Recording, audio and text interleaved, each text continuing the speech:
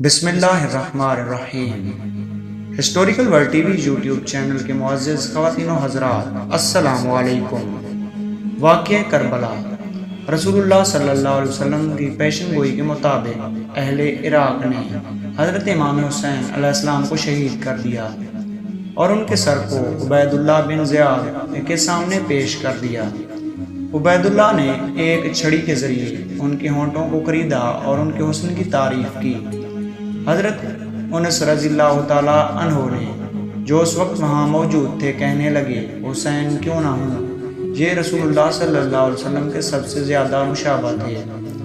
حضرت علی بن حسین علیہ السلام جب حضرت حسین علیہ السلام کے قتل کے بعد یزید کے ہاں سے لوٹ کر مدینہ منورہ پہنچے تو حضرت مسعود رضی اللہ تعالیٰ عنہ ان سے ملے۔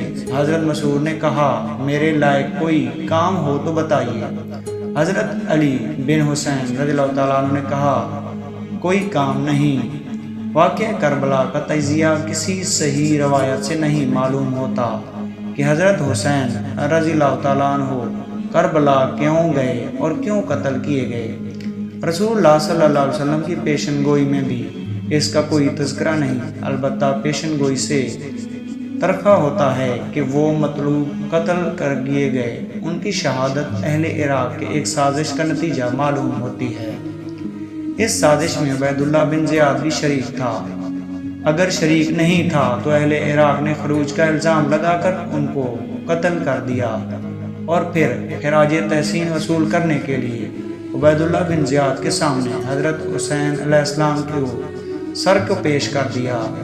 کسی صحیح روایت سے نہیں معلوم ہوتا کہ حضرت حسین علیہ السلام کے قتل کے بعد حضرت علی بن حسین یزید کے پاس کیسے پہنچے۔